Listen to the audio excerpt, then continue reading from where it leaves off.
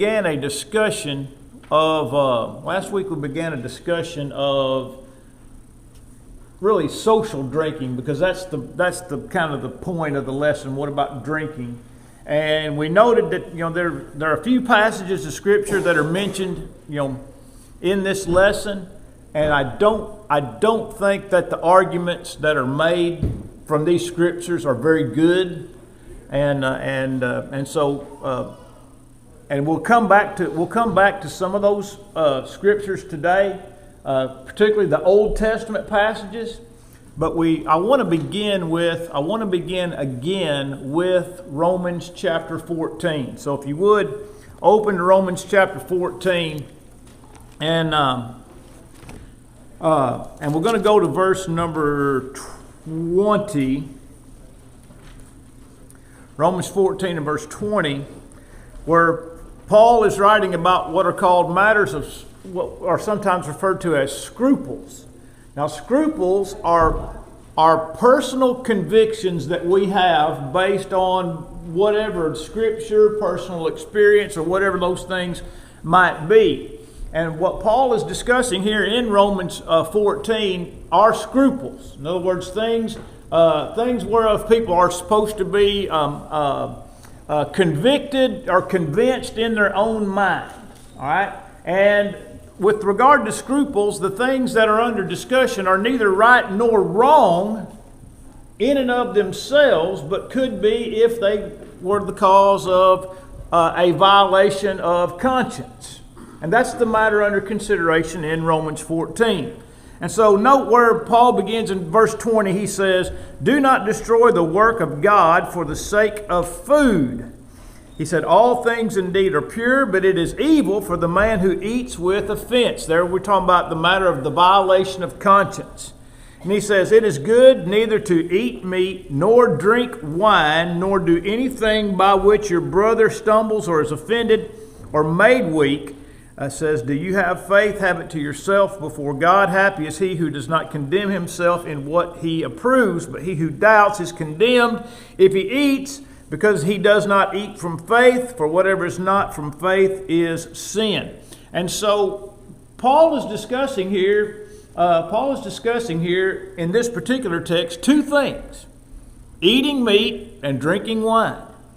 And the context itself determines the fact that the wine under consideration is not grape juice, because nobody would ever be offended or caused to be made to stumble for drinking grape juice. Unless, of course, they were in the Old Testament and they were under a Nazarite vow, which did not permit a Nazarite to not only couldn't drink grape juice, couldn't even eat grapes. I mean, that's Numbers 6 and verse 3. And the Nazarite vow, all right? But we're not talking about people under the Nazarite vow. We're talking about people who have been Christians probably for half a generation. Romans is probably written in the late 50s, 25 years after the establishment of the church. And the discussion is eating meat and drinking wine. All right? And he says it's good neither to eat meat nor drink wine or do any other thing by which your brother is caused to stumble or made weak. And so the context, and I'll just say it this way, the context demands that wine is under consideration as we understand the word wine. And the condemnation of the drinking of wine in this context has nothing whatsoever to do with any inherent evil in the act itself. In other words, Paul condemns the act based on he condemns it in the context of if it causes your brother to stumble. He didn't say, hey, you shouldn't drink wine at all under any circumstances because it's absolutely wrong. No, that's not what he said. He said, you don't drink wine but if it causes your brother to be offended or causes him to stumble. Now, let me just go back and start, and I'm not going to give a complete rendition of it, but let me go back where I started last week. I am not endorsing social drinking. All right? I'm not endorsing it. I'm not endorsing going to one of our local restaurants and drinking alcoholic beverages in public. I am a person who is committed to abstinence with regard to the use of alcohol. And if you want to know all the reasons why, you can go back and watch the video from last week, because I spent about the first 5 minutes telling you why I am committed to abstinence with regard to the consumption of alcohol. All right? But the point of the matter is one has to consider what is under consideration. It is the drinking of wine. And why is it prohibited? Because it causes people to stumble, not because there is an inherent wrong in the act itself. And so what we're going to do today is, I promised you, matter of fact, I gave you all a number of passages of Scripture to read, right? And I'm going to deal with those passages today that I have written down in my book. I wrote them in my book just to have them here, but we're going to look at some of these words in both the Old and the New Testament, all right? And then I want to draw some conclusions with regard to this, and obviously we're going to have to ask some questions to make sure that we have a proper understanding. So again, understanding that Romans 14 does not forbid the drinking of wine in and of itself. Let me add one more thing before I go to the Old Testament. Paul says, if you're convinced that it's okay to do so, keep it to yourself. It's right there in the text, right? It says, do you have faith? In other words, in either eating this meat, which was probably meat offered to idols, or drinking wine. It says, do you have faith? No, do you have the faith? Do you have faith that you can do these things? If you do, have it to yourself before God. And happy is he who does not condemn himself in what he approves. And so the context says, if you're personally convicted that you can do these things, you're permitted to do these things, but keep it to yourself. In other words, don't practice them. Don't practice them in such a way as to ever cause your brother to stumble or to wound his conscience. And I said one more thing, but I'm going to give you one more thing. The idea of being offended in these texts is not our concept of being offended. All right? Because if that were the case, I could never preach the gospel. Because if I preach the gospel, people are going to be offended. If I preach what the Bible teaches about church attendance, some of my brethren are going to be offended. If I preach to them about what the Bible says about holy living, some of them are going to be offended. It's not about that type of offense. It's talking about a person who stumbles in their faith. Not just somebody who's offended because the church picked a different color carpet than they wanted, or got or bought different songbooks than what somebody wanted. And it doesn't even. And by the way, it doesn't even have to do with some of. I'll just give you one example. Billy and I were talking about this the other day. Look, there are some people who are conscientiously opposed to eating in that fellowship building. All right? There are some people who are conscientiously opposed to eating in that fellowship building. All right? It is not a sin for us to eat in that fellowship building. But it would be a sin for that person to eat in the fellowship building. Until they were convinced otherwise, that it was permitted for them to eat in that fellowship building. But just because one person is convinced in his own mind that he shouldn't eat in that fellowship building does not prevent the rest of us from eating in that fellowship building. If that were the case, every situation in the church would be ruled by one person who was offended by it. All right? I'll give you one more example, and this is something probably most of you probably never heard of. But there's a significant portion. I say significant. It's a small percentage overall of our brethren who don't think it's right to have Sunday school. They're called the non-class brethren. They don't believe it's right to have Sunday school. All right. Now, if somebody came here to Burleson and said, "Look," let's just say, I'm going to use Kyle and Lexi as an example.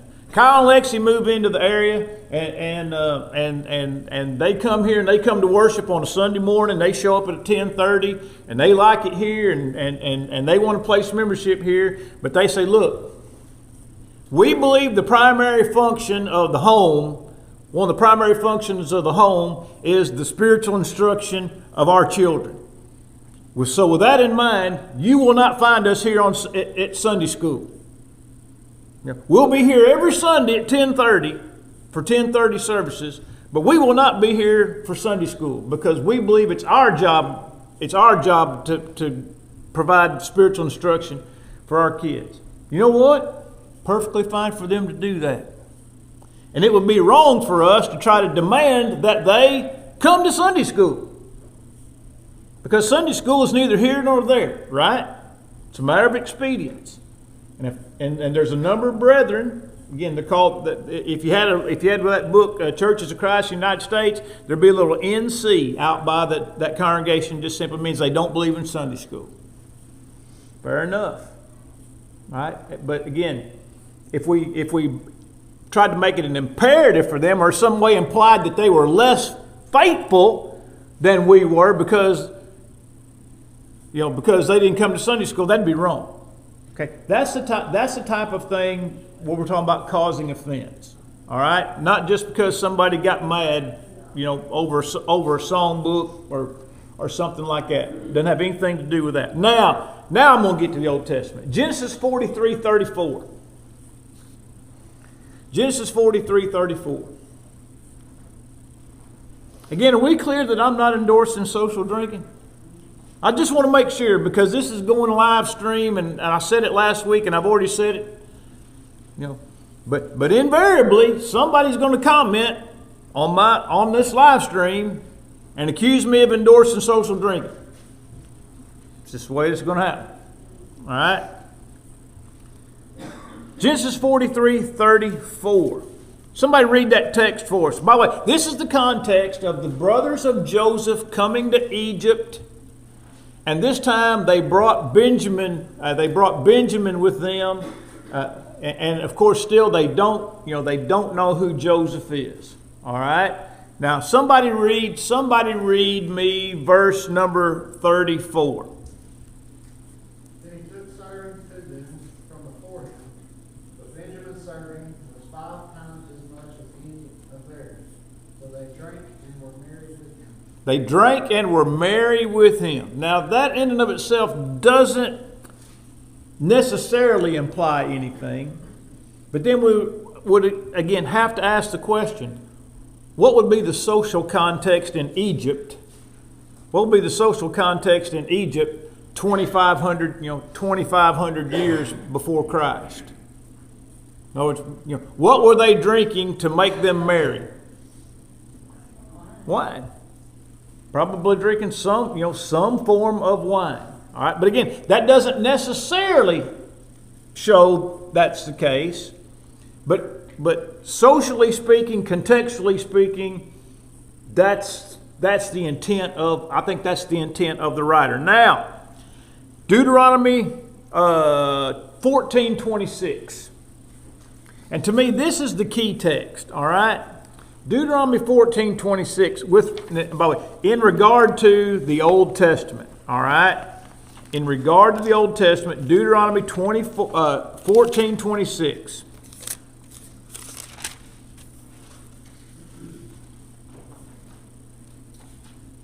Thou shalt bestow that money for whatsoever thy soul lusteth after, for oxen, for sheep, or for wine, or for strong drink, or for whatever thy soul desireth, and thou shalt eat there before the Lord thy God, and thou shalt rejoice, thou and thine household. All right, now, here's the context of this text. The Jews were required to go to Jerusalem for a certain number of feasts, all right? And in order to the tabernacle or wherever, they were required to do this. All right? Some of these feasts required animal sacrifices. Some of these feasts required you to offer grain as a sacrifice, or some other item. All right. But if you lived a long way from Jerusalem, and you were going to the feast, it was not convenient or expedient for you to have to drag everything that you had. Let's just say you were up in the northern part and you were up living around Dan, and you had to come all the way down to Jerusalem with whatever animals you were going to sacrifice, whatever grain you were going to offer. So Moses makes a provision here. It says, when you're at home, take what you would have offered the Lord, had you been there, sell it, gather the money, carry the money to the place of offering, and then buy the same thing that you sold when you left the house. All right, that's the context. In other words, you have to make a sacrifice. I mean, think about it. If you had to drag a lamb 150 miles, that thing might not be spotless by the time you got back, right? Yeah, anything could happen. All right, and your grain could spoil or spill, any number of things could happen. And so Moses says, sell everything that you would have sacrificed had you been there. Take that money, go to the place of sacrifice, and buy it back and offer it to the Lord. But look at the text. Wine or similar or strong drink. Yayin is the word for wine. Y-A-Y-I-N. Yayin. And then the second word is shakar, strong drink. And some of the texts say wine or other strong drink, or similar strong drink. Again, just a plain Jane reading of the text. You tell me what's under consideration. What is it? It's alcoholic beverages. It's wine it's fermented wine, okay? Or similar drink. And what does the text say? It says, and there you shall get whatever your heart desires. Now, if it's wine or strong drink or whatever it is that you want, you buy it and eat it there before the Lord your God. You see that statement as well? Not trying to hide it. Nothing inherently wrong with it. You're doing it in the presence of the Lord your God, and you shall rejoice, you and your household. So this is to me one of the key texts to set forth the type of social construct of Israel from its earliest inceptions all the way to the days of the New Testament. Nothing changes for them. All right? In other words, the world they lived in the days, for example, in the days of Jacob and the days of Moses and then the days of Jesus, those things did not change. They did not change. Wine or similar strong drink. All right, look at Leviticus 10 and verse number 9.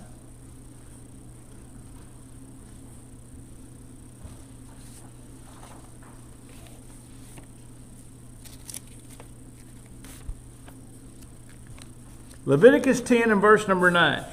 Now this is in the context of Nadab and Abihu. Because Leviticus chapter 10 opens with Nadab and Abihu, who offered unauthorized fire to the Lord. In other words, they offered God a fire that was different than the fire that He told them to offer. Okay? Now, some of our brethren will go down and get down to verse 9 and say that the real sin of Nadab and Abihu was not that they offered unauthorized fire, but because they were drunk when they did it. But that's not what the text says. The text says that they did not offer God what He was. Didn't say they were drunk and did it. It says here's what they did. And by the way, and it doesn't matter why they did it. Sober or drunk, the text says they offered unauthorized fire. By the way, our brethren that don't like the unauthorized fire, are what they're really trying to do is introduce the instrument into the worship. Not following the rules. Yeah. That's what they were guilty of. They were guilty of not following the rules. And this particular rule was you didn't offer the fire I told you to offer. All right? But the brethren that don't like that argument try to go down to verse 9 and make it a matter of drunkenness and not a matter of worship. But that's not what the text says. But note what the text does say in Leviticus 10 and verse 9. Somebody read that for me.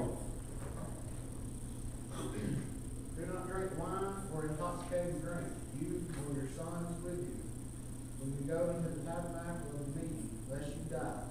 It shall be a statute forever throughout your generations. All right. Don't drink wine or intoxicating drink, you or your sons with you. But what's the qualification there? When you go to the tabernacle. When you go to the tabernacle. Not ever. Not ever. When you go to the tabernacle. Now, make sure that you are completely sober-minded and free from any influence of alcohol when you go to the tabernacle. Again, you see how the text is qualified? It's qualified. It's not an it's not an absolute prohibition. But now I want you to look at Numbers 28 and verse 7. I didn't even go to 10 and 11. What the reason why that you may establish the difference or make it show a difference? Oh yeah, in order to teach. All right, Numbers 28 and verse 7.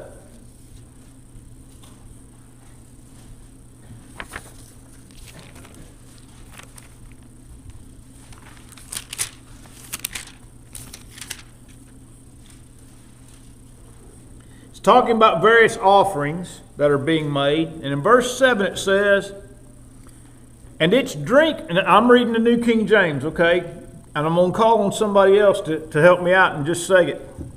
And its drink offering shall be 1/4 of a hin for each lamb.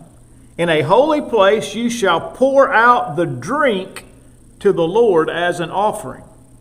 All right. Somebody have something other than drink?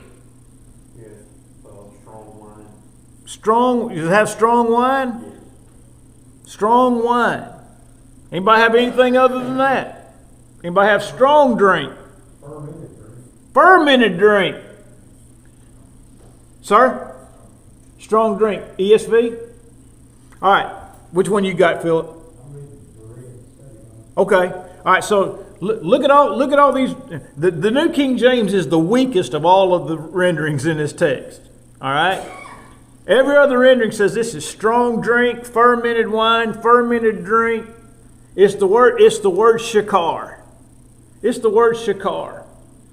And so what is the Bible saying? The Bible is essentially saying, you have this in your possession, and you pour it out as a part of your offering. I mean, now I would never ask for a show of hands on this one because, well, number one, nobody's going to raise their hand. But what if I said, all right, now tonight I want everybody to go home, and I want you to bring me 1/4 of a hin of all the liquor that's in your house, and we're going to offer it up tonight. And some of y'all are like, I ain't got none. Yeah, that includes vanilla. But what's my point? My point is, if I was to make this same statement to all of us, the chances are there's going to be very few households with any alcohol in it. All right? And if there were any households with alcohol in it, it's probably for medicinal purposes. Right? But the point I'm getting at here is, it was just assumed that these people had strong drink in their households. It was not only available, it was in their possession. And it was offered as an offering to the Lord. All right, now, let's look at some other texts that are less technical and more practical. Look at Psalm 104. I told you last week, I want to look at Psalm 104, 14 and 15. Psalm 104, 14 and 15.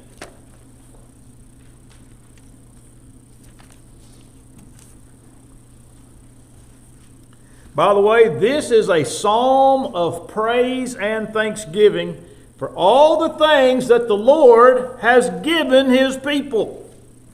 All right? Verse 14. He causes the grass to grow for the cattle, and vegetation for the service of man, that he may bring forth food from the earth, and wine that makes glad the heart of man, oil to make his face shine, and bread which strengthens man's heart. The whole chapter is like this, talking about all the things that God has done for His people. But look there in verse 15. What's it say? That pertains to our discussion. Wine that makes the heart of man glad. What kind of wine would make the heart of man glad? The kind we've been discussing since the start of this lesson.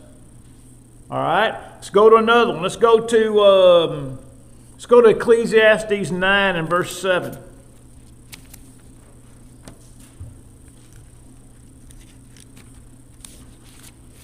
Ecclesiastes 9 and verse number 7. The wise man says, "Go eat your bread with joy and drink your wine with a merry heart." Chapter 10, verse number 19. A feast is made for laughter, and wine makes merry.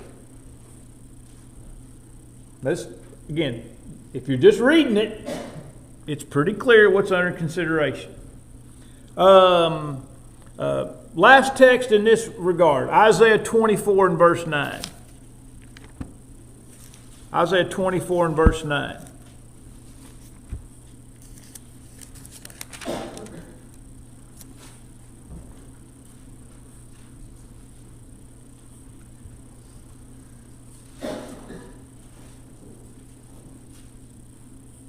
Says, "They shall not drink wine with a song, and strong drink is bitter to those who drink it." Now, this is a series of curses that are pronounced by the Lord on various Gentile nations and on God's people.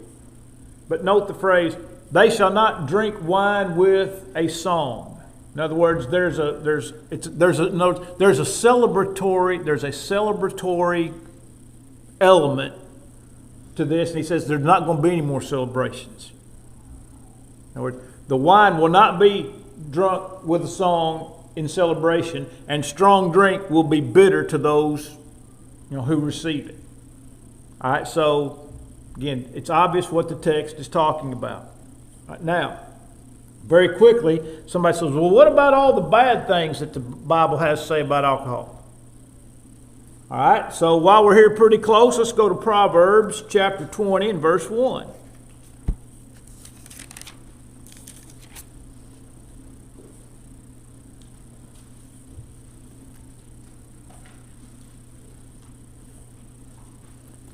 Proverbs 20 and verse 1.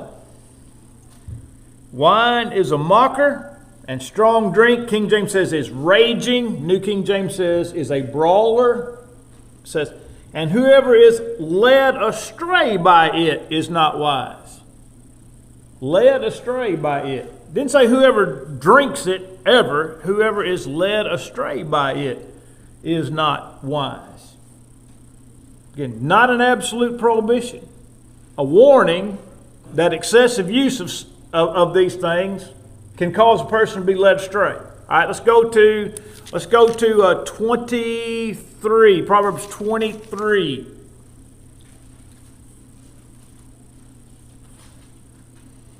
And we'll start in verse 29.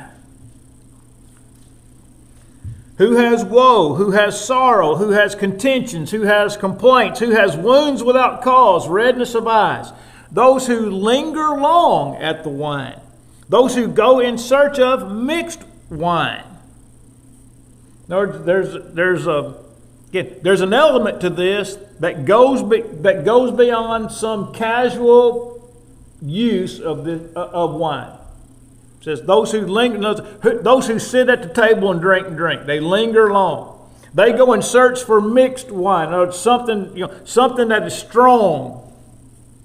And then all of the descriptive terms that follow this, such as your eyes will see strange things, your heart will utter perverse things. You'll be like one who lays in the middle of the sea or at the top of a mast.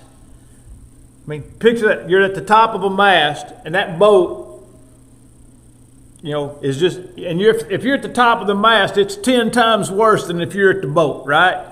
If you're at boat level. So what type of person is he describing here? A drunk.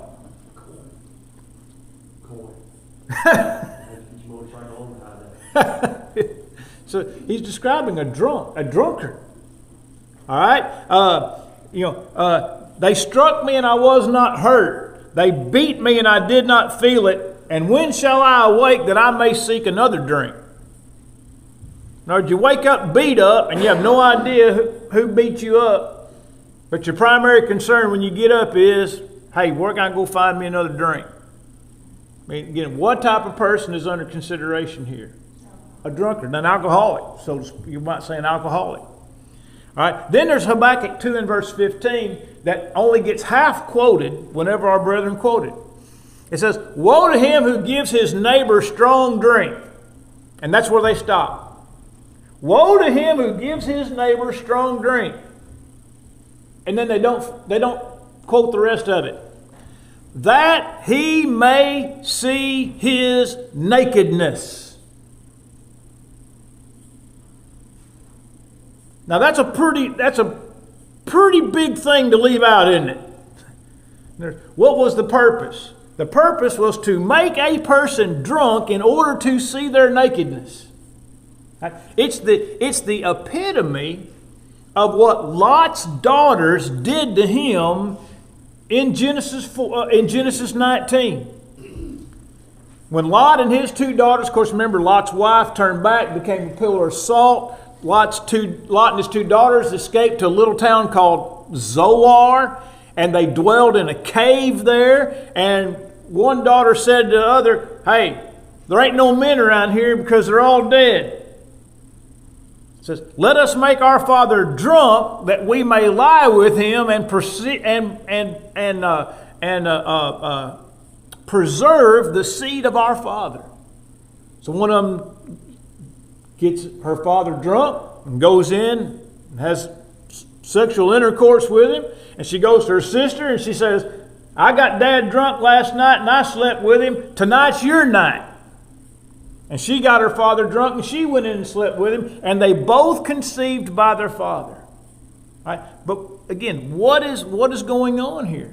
It's the epitome of Habakkuk 2:15. Or you can say it the other way. Habakkuk 2:15 is the epitome of what Lot's daughters did to him after the destruction of Sodom and Gomorrah and the cities on the plain. Woe to him who gives his neighbor strong drink that he may see his nakedness. Well, that was going back to what you said a while ago. It was warning. You can have some, but when you take it too far, you've gone too far. You've gone too far. All right, now, let's jump to the New Testament real quick. Jump to the New Testament real quick. We're going to look, I heard all my life, I've preached it, I've taught it, that the word for wine in the New Testament can mean either alcoholic or non-alcoholic grape juice, or whatever, fermented or unfermented wine. That's what we'll just say, all right? Like I said, I was taught it all my life. I believed it. I taught it myself, defended it, but it just ain't so. The word oinos means fermented wine. And in every case where it's found in the New Testament, that's what it means. And it's also used metaphorically to mean that. For example, when you read the book of Revelation, the word wine, oinos, appears 8 times in the book of Revelation. And it's like they were drunk on the blood of the martyrs. All right? They were drunk on the wine of her fornication. Talking about Rome.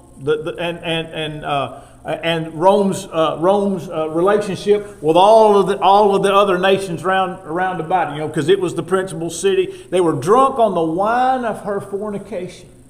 So it's used metaphorically, but it's still used metaphorically to talk about drunkenness.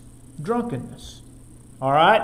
And so the Greeks had a word for non-fermented wine, and that word is trux. If you were to spell it out, it'd be Trux. Trux. That'd be that's the transliterated version. All right? Trux. The word trux never appears one time in the New Testament. Not one time. Not one time. Now, if they had a word for it, and that's what they meant, they probably would have used it. That's just me thinking out loud. If they had a word for it and that's what they meant, they probably would have used it. But that's not the word they used. They used the word oinos. Oinos. And there's not a single context in the New Testament that demands or even implies non-fermented grape juice. And the reason I'm mentioning this and saying it like this is we have to turn loose of our Pollyanna ideas about life in Bible times. I mean, we think we've been led to believe all of our lives that the Jews never had any alcoholic beverages anywhere in their house. That drinking any kind of wine whatsoever was absolutely forbidden of the Jews, and that's the world that Jesus lived in, and it's just not even remotely close to being accurate. Yeah, well, today's Jews ain't Jews, all right? Even the Orthodox ain't Jews, all right? But but the point is, for thousands and thousands of years, you really only had about three choices about what you was going to drink. You drink water. If you had animals, you could drink milk, or you could drink wine. Now, it would be diluted, but there would be alcohol content. You couldn't completely boil it all out and it be of anything, but it would be diluted. And as we talked about last week, the dilution rate would have made a glass of wine or the alcohol content of wine about half of what modern American beer is, which is 5% alcohol by volume. So you're talking about something that's half that potent. Half that potent. Even in cooking with wine, there's still some in it in the food. There's still, you just can't hardly bake it all out. Can't. It's just. At one time they thought that you could, but that's not. Not so. Yeah, and to boil regular wine in New Testament times, you could reduce the alcohol content by about, if I remember correctly, about 10% per hour of boiling. So if you boiled it for 3 hours, you could get about a third of the content out, which is why they diluted it. That's why they diluted it. In other words, to get the content much lower than it was when they had it. All right, and so oinos means what it means. So now I got to talk about John 2. I got to talk about John 2. What did Jesus make in John 2? Well, what does it say that he made? No, he didn't make water. He took water and he made it into something. Made it into wine. And according to the scriptures itself, it says about 180 gallons. Somewhere between 130 or 120 and 180 gallons of wine. But there are some considerations that have to be made. Number one, how do we know the content of it? We don't. Could we assume the content of it? Probably so. Probably so. Another thing. How long was a wedding feast in the New Testament? Anybody have any idea how long a wedding feast lasted in the New Testament? If you guess 7 days, you are correct. 7 days. By the way, do we know how many people were there?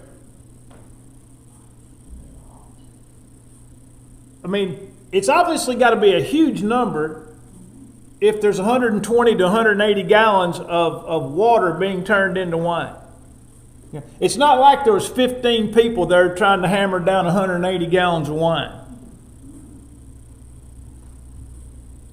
In other words, there are so many other variables in John chapter 2 that are not mentioned. Like I said, with regard to length of time, number of people present. I think about how many people. For instance, there might have been 200 people at Shelby's wedding reception. 200. And if they were there, if they were there for a whole week, then you start figuring out, all right, now that's about that. That might be a gallon per person for every single person for the whole, and the gallon has to last them a whole week. I mean, that's really not that much if you start thinking about it. Again, there are so many considerations that have to be put into play that we have to let the text teach what it teaches. Now, the next question is, did Jesus sin? Obviously not, he did not sin. Obviously he did not sin. So whatever Jesus did was not a sin. But to say that Jesus, and here's the problem with the arguments that are in the book. It presumes that Jesus did not make wine because it would have been a sin for him to make wine. And there's no biblical justification for that premise. But when you start with a bad premise, you end up drawing really bad conclusions and indefensible conclusions. And so when you start with that premise, when you start with the one drink drunk premise, or if Jesus made 180 gallons of wine, he was responsible for getting a bunch of people drunk. Start with a bad premise, you draw some bad conclusions. All right. In Luke 1 and verse 15, if nobody in the New Testament, in New Testament Israel, ever drank wine, why does it say of John the Baptizer, he shall drink no wine or strong drink? Now, if that was the norm for people in the first century, why would you have to specify that? Doesn't make any sense. Then you have Luke 7, 33 and 34, which is the parallel to Matthew 11, 18 and 19. John the Baptist came neither eating or drinking. You said he has a demon. The Son of Man comes eating and drinking. You say he's a glutton, a wine bibber, a friend of publicans and sinners. Luke's account is more specific. John the Baptist came neither eating nor drinking wine. Wine. And you said he has a demon. Jesus says, I've come eating and drinking wine. And you call me a glutton and a wine bibber and a friend of publicans and sinners. By the way, the word wine bibber, oinos.